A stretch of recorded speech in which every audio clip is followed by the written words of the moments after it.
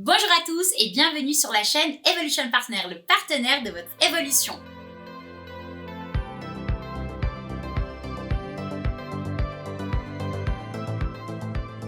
Aujourd'hui, je suis super contente de vous retrouver pour vous partager mes 10 choses à faire pour vivre la meilleure des rentrées possibles.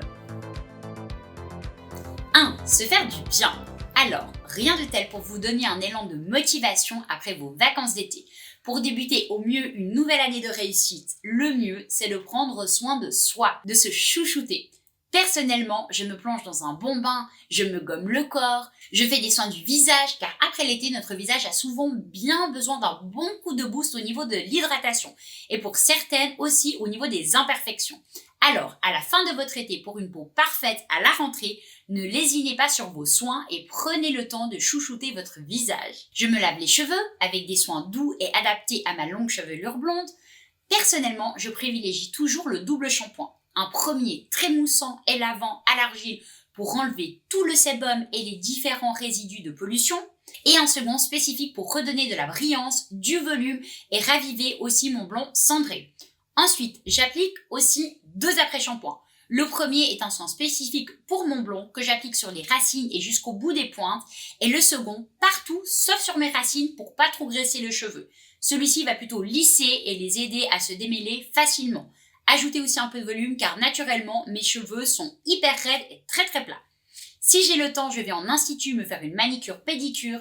Je fais mes ongles. Cette année, pour le début d'année, j'ai choisi un Baby Blue que j'adore. On peut aussi aller chez son esthéticienne pour des soins du corps, des soins du visage ou alors un bon massage pour se détendre.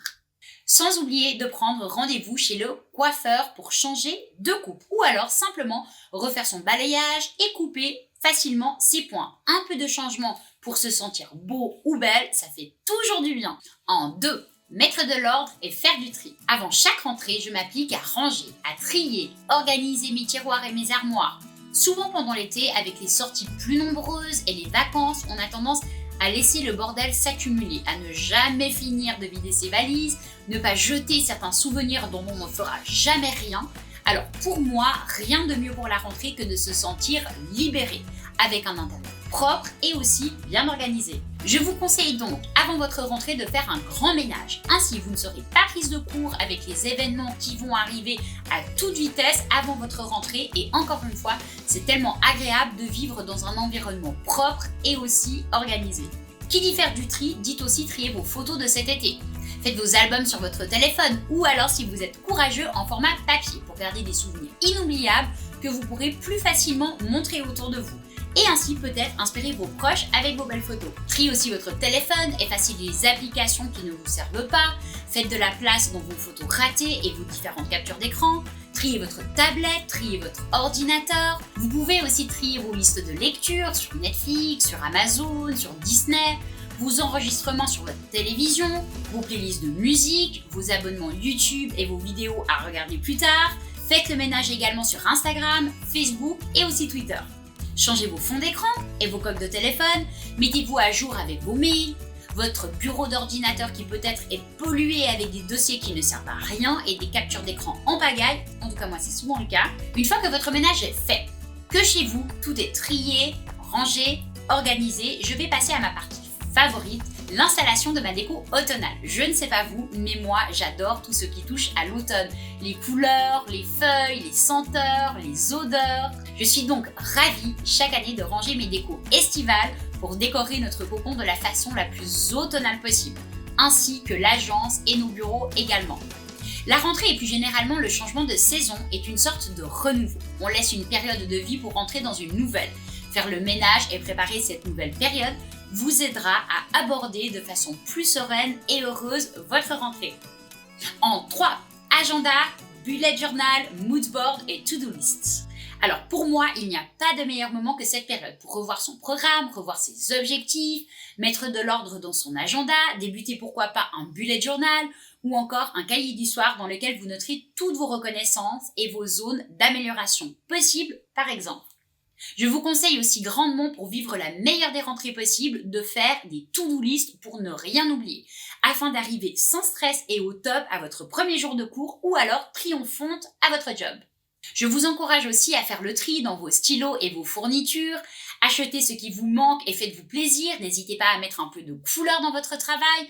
Ça peut paraître rien, mais les couleurs ont des pouvoirs magiques. Et elles restent toujours plus motivantes que du noir ou alors du bleu foncé. Pensez aussi à la déco pour égayer vos journées de boulot, une bougie, des fleurs, une photo, un objet fétiche ou quelque chose qui vous rappelle de beaux souvenirs. Pour finir avec ce point, personnellement, je me crée un mood board chaque mois ou alors chaque trimestre. Ça va dépendre de mes objectifs et tout simplement de mes besoins. Je vais l'imprimer pour mon bureau et le mettre sur ma tablette en fond d'écran. Ainsi, ça va me motiver à tenir mes objectifs, me donner envie de réaliser aussi certains rêves, me projeter et m'évader ou alors me donner de la force au besoin. Et comme d'habitude, mon inspiration, je la trouve sur Pinterest. D'ailleurs, n'hésitez pas à nous suivre, on a vraiment plein de tableaux. 4. Se mettre au sport. Quel meilleur moment que la rentrée pour reprendre ou alors se fixer des bonnes habitudes. Le sport est un moyen extraordinaire pour évacuer les tensions et améliorer son état de santé général. Il est même prouvé qu'une activité régulière permet d'avoir une meilleure estime de soi. Elle permet aussi une diminution du stress due à la production d'hormones appelées endorphines. Il est aussi clairement démontré que la pratique d'une activité physique peut contribuer à diminuer le risque des maladies cardiovasculaires, du diabète et diminuer aussi le risque d'hypertension artérielle. Le sport améliore l'endurance de votre organisme en boostant positivement votre système immunitaire. Il augmente votre résistance et votre souplesse, ainsi que votre capacité de concentration et aussi d'apprentissage. Le renforcement musculaire qu'offrent les exercices physiques est aussi super bénéfique pour vieillir en bonne santé tout en gardant des fonctions immunitaires efficaces et plus longtemps. Alors, il n'est pas nécessaire de s'inscrire à la salle de sport ou alors de se lancer dans des sessions intensives de CrossFit. Si vous n'êtes pas du tout sportif ou si vous ne souhaitez pas tout simplement vous dégoûter ou pire, vous faire du mal aussi, commencez doucement de manière à vous changer les idées tout en vous faisant du bien. Avec de la marche par exemple, dans des lieux que vous affectionnez, une session douce de 10 à 15 minutes de yoga ou alors de pilates pour débutants que vous retrouverez super facilement sur YouTube. Même le ménage et le jardinage sont considérés comme des activités sportives, c'est dire. Exercer une activité sportive régulière ne veut pas dire se préparer aux Jeux Olympiques. Personnellement, le sport à haute intensité a plutôt tendance à me dégoûter. Même si après une bonne séance, on se sent forcément toujours bien. Toutefois, si tous les jours je commence ma journée avec une courte session de yoga ou de pilates, c'est largement suffisant et ça me fait un bien fou. Je marche un peu, je vais au lac me baigner ou alors faire une balade en kayak dès que possible. Depuis peu, on s'est mis au vélo et franchement, je me sens vraiment tellement mieux quand je me bouge, même un tout petit peu. Et même si c'est vraiment pas évident d'intégrer de nouvelles pratiques, je le sais, mais je mets vraiment un point d'honneur à intégrer une séance sportive chaque jour dans mon planning. Il est aussi intéressant de savoir que l'activité physique favorise aussi le maintien d'un poids corporel stable. Elle contribue également à maintenir une perte de poids et à prévenir toute reprise, sachant que l'obésité est un problème majeur susceptible d'augmenter le risque cardiovasculaire et d'accidents vasculaires cérébrales. On peut alors presque dire qu'il est essentiel de pratiquer une activité physique. Bien que son rôle soit essentiellement préventif, il est évident que la santé morale et physique découle de différents facteurs. En 5, aménagez-vous un bel espace de travail. N'hésitez pas à effectuer des changements si vous ne vous sentez pas suffisamment bien dans votre bureau. Les changements sont souvent très positifs. Ils ont l'avantage de nous donner un élan supplémentaire de motivation, toujours bien appréciable pour la rentrée après les vacances. Triez aussi vos stylos et les fournitures de travail, ça peut paraître tout bête, mais d'avoir un bel espace de travail où tout est à sa place, organisé et que tout est en état de marche, ça met vraiment de bonne humeur et c'est un gain de temps pour tout le reste de votre année. En 6, affinez votre style.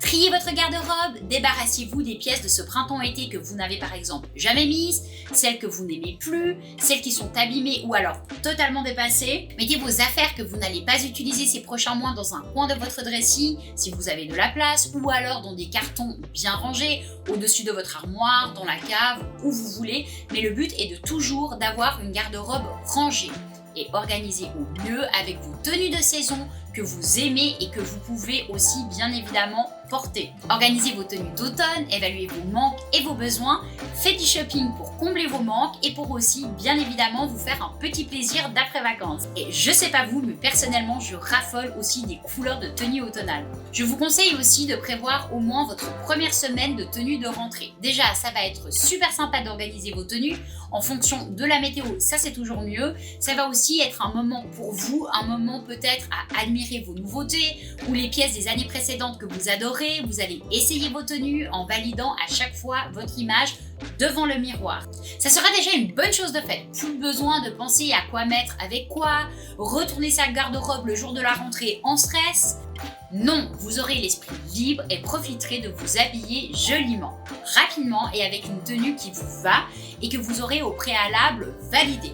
Si vous avez besoin d'inspiration, n'hésitez pas à aller sur Pinterest. C'est une mine d'informations inépuisable, d'idées et de looks juste magnifiques. D'ailleurs, on a un tableau aussi, mes inspirations mode, n'hésitez pas à aller le voir. Et pour finaliser votre style en beauté, ressortez votre sac de travail d'automne ainsi que votre sac à main. Mettez-y tout ce dont vous avez le plus souvent besoin, vos cartes d'accès au travail, vos titres de transport, vos lunchbox, etc. Nettoyez-les si ce n'était pas encore fait et complétez vos looks finales devant le miroir pour vous inspirer et aussi vous donner encore plus confiance en vous. En 7, mettez-vous à la lecture. Lisez des livres inspirants, motivants, des livres qui vous font du bien, qui vous inspirent à développer une positive attitude, qui vous aident à aller mieux, à voir la vie du bon côté. Moi, j'ai lu dernièrement des livres que je vous recommande grandement. Alors, c'était pas du tout fait exprès, mais mes 3 lectures favorites de ces dernières semaines sont des livres écrits par des femmes. Aujourd'hui, j'avais envie de vous parler de 3 femmes inspirantes à leur façon, qui m'aident à devenir la meilleure version de moi-même, à rester positive no matter what, et à toujours vouloir aller dans l'avant. Alors, premièrement, j'ai absolument envie de vous faire connaître le magnifique livre Transformer votre vie de Louise Hay. Pour moi, c'est le best-seller du développement personnel à avoir. Il est facile à lire, il rend de bonne humeur et toutes les pages sont une source inépuisable de conseils pour s'épanouir dans sa vie, dans ses relations, son travail. Il est absolument parfait et je le relis très souvent, principalement tous les passages que j'ai soulignés. Et comme vous pouvez voir, il y en a vraiment beaucoup. Ensuite, car j'adore cette jeune fille fraîche, ambitieuse, tellement mignonne et sa devise plus égale plus, et aussi car je sais que beaucoup de jeunes me suivent et qu'ils apprécient des lectures plutôt faciles, je ne peux que vous conseiller toujours plus de la merveilleuse Léna Situation. Son livre se dévore littéralement. Elle utilise un langage qui pourra être compris de tous et en plus, elle parle de tout ce qui peut vous aider à rendre votre quotidien meilleur, tout en vous livrant plein de secrets sur sa vie de jeune fille au destin tout simplement exceptionnel. Vraiment à lire et bravo à cette jeune fille. Et je vais finir avec le livre Devenir de Michelle Obama. Un livre à son image, surprenant, intelligent, intéressant, parfois même touchant. Ce livre va vous apprendre beaucoup de choses déjà sur elle, sur sa vie de femme, sa vie d'épouse et sur son très célèbre époux Barack, mais aussi sur la politique des États-Unis et sur la vie à la Maison Blanche. Voilà pour mes recommandations. Et sinon, je vous conseille aussi d'alléger votre esprit avec la lecture de livres qui se lisent tout seuls, comme des récits de voyage, des autobiographies, des romans. Et je trouve vraiment que ce type de livres, comme ceux que je vous ai conseillés, sont vraiment parfaits pour débuter une nouvelle année en beauté. Point numéro 8, reprendre un rythme de sommeil, de nourriture, etc. Avoir un rythme, ça peut paraître barbant et on a parfois l'impression de manquer de liberté.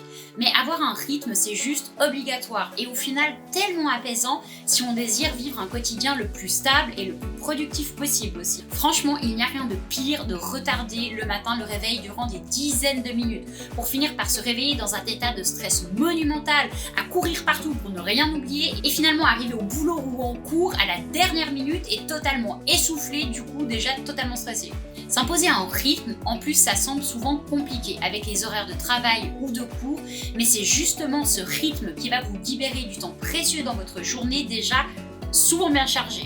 Si comme moi, vous rentrez votre planning dans votre agenda numérique, vous allez vous rendre compte que vous serez plus souvent sollicité. Ça, c'est un fait. Avec des notifications vous rappelant l'heure du réveil, par exemple, en plusieurs étapes si vous êtes comme moi et incapable de vous réveiller d'un coup, lors de la méditation, car oui, la méditation, ça va aider à se détendre. Ça stimule nos capacités intellectuelles et c'est magique pour la respiration et tous ces bienfaits qu'on lui connaît. Une alarme pour une marche en nature ou votre séance de yoga, une notification pour votre tisane apaisante avant de vous préparer à votre lecture du soir en allant vous coucher, etc., etc. Mais très vite, vous constaterez les bienfaits d'un rythme sur votre état de santé général, sur votre façon d'être qui sera plus calme, plus apaisée, et aussi bien évidemment sur votre corps et votre état de stress général. En parlant de corps, nous avons vu précédemment que le sport est un élément non négligeable dans notre vie. Ça, c'est certain. Mais si vous désirez que votre corps fonctionne de manière optimale, si vous souhaitez retrouver votre silhouette de rêve ou simplement stabiliser votre poids, je ne peux que vous conseiller pour la rentrée de reprendre en main également votre alimentation. Vous pourriez par exemple faire une détox avec des aliments sains, des jus, des tisanes, limiter les sodas, stopper les boissons alcoolisées quelque temps, manger principalement des fruits et des légumes et bien sûr aussi penser à manger à des heures régulières. J'entends souvent des gens me dire que pendant les vacances, ils se réveillent à pas d'heure, se couchent au beau milieu de la nuit et qu'ils mangent hyper salé et sucré et souvent accompagnés de beaucoup d'apéros. Alors c'est certain que de se lâcher de temps en temps, ça fait un bien fou et c'est même plutôt bénéfique. On ne peut pas toujours être dans le contrôle et l'organisation parfaite. Croyez-moi, je vous parle vraiment en connaissance de cause. Toutefois, il faut aussi savoir dire stop, reprendre de bonnes habitudes plus compatibles avec notre quotidien déjà bien rempli et surtout des habitudes qui vont nous faire du bien. En ce qui concerne le rythme, j'ai encore un dernier tips à vous donner. Si vous mangez par exemple tous les jours à midi dehors, que vous souhaitez ne pas vous ruiner ni prendre le risque de succomber à la malbouffe, je vous recommande vivement de préparer vos plats à l'avance. Vous pourriez même par exemple faire un planning sur la semaine entière, comme ça vous savez exactement quoi acheter, quand faire vos courses et aussi vous pouvez vous réjouir de ce que vous allez manger. Là encore, si vous manquez d'inspiration, je ne peux que vous conseiller Pinterest. Ça regorge d'idées de bento délicieux, de menus froids en tout genre, de salades composées, de Buddha Bowl, mais aussi vous pourrez trouver des idées rapides et délicieuses pour des encas ou encore tout simplement pour des desserts réconfortants. 9. Préparez vos sacs. Que vous repreniez le chemin du boulot ou des cours, je ne peux que vous conseiller de préparer votre sac à main, votre mallette ou encore votre sac à dos.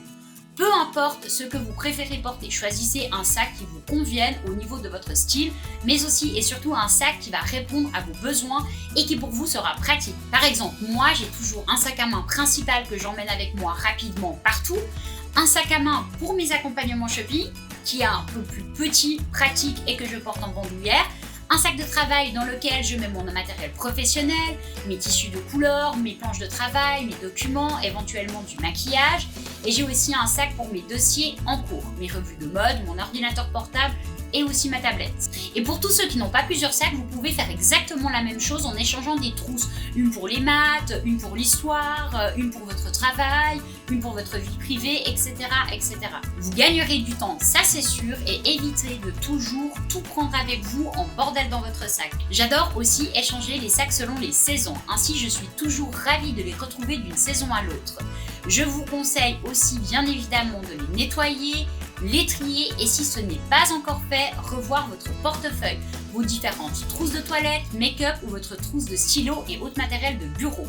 Mais aussi, vu le monde dans lequel nous vivons actuellement, pensez à faire une trousse avec un gel antibactérien, éventuellement des serviettes désinfectantes, une crème pour les mains car les gels assèchent énormément et aussi veillez à toujours avoir sur vous un masque supplémentaire. Et finalement, le dernier point, le point numéro 10. Faites-vous plaisir. Alors pour ce dernier point, j'ai vraiment envie de vous inciter à profiter de vos derniers moments de vacances. Fixez dans votre planning une journée entière et une soirée de libre. Ça vous permettra de clôturer en beauté votre été. Partez faire un tour en bateau sur la mer ou sur le lac, allez à la plage, faites-vous une randonnée à la montagne ou alors partez carrément en week-end, videz la tête et profitez avec des amis ou votre moitié. Peu importe, mais vraiment faites-vous plaisir. Videz-vous l'esprit avant la rentrée, décompressez, Profitez-en pour faire ce que vous aimez, mais dehors, au grand air, surtout pour ceux qui ont des vies citadines ou alors des vies comme chez nous, principalement devant des écrans. Et pour le soir d'avant-rentrée, posez-vous confortablement dans votre canapé ou alors pourquoi pas votre lit, avec votre plat préféré et des douceurs que vous adorez devant une série Netflix ou alors un bon film. Je ne sais pas vous, mais alors moi, rien ne me fait plus plaisir avant d'affronter une semaine intense que de me poser en mode cocooning sous un plaid avec une tisane ou parfois un whisky selon la période et quelques douceurs devant un bon film, un livre ou alors une série. Voilà, vous savez tout! J'ai partagé avec vous tous mes secrets pour une rentrée au top. J'espère vraiment que cette vidéo en tout cas vous sera utile. Et pour tous ceux qui sont restés jusqu'au bout, je vous remercie d'avoir visionné cette vidéo. Et si elle vous a plu, merci de me mettre un pouce vers le haut, de vous abonner si ce n'est pas encore fait, ça m'encourage dans mon travail et ça fait vraiment toujours plaisir. Activez aussi la petite cloche pour être informé de la sortie de chacune de nos vidéos et n'hésitez pas à partager cette vidéo autour de vous. Je suis certaine qu'elle va pouvoir intéresser plein de monde. Comme d'habitude, tous les liens mentionnés dans cette vidéo sont en description. Et si vous me découvrez avec cette vidéo, déjà bienvenue sur la chaîne Evolution Partner. Moi, c'est Nathalie, l'heureuse fondatrice et directrice associée de cette société qui révèle les potentiels depuis 2005. Si vous désirez tout connaître sur mon métier et mon entreprise, je vous invite à visionner les vidéos qui vous diront absolument tout que je vous pose juste ici. Pour tous ceux qui auraient des questions ou qui souhaiteraient échanger avec moi, je vous invite à vous exprimer dans les commentaires de la vidéo. Je me ferai vraiment une joie de vous répondre et qui sait, peut-être que votre commentaire pourra en aider certains. Et comme j'aime le dire à chaque fois, rappelez-vous, nous avons tous quelque chose de bon à offrir. Vous êtes unique et fabuleux, soyez fiers de vous.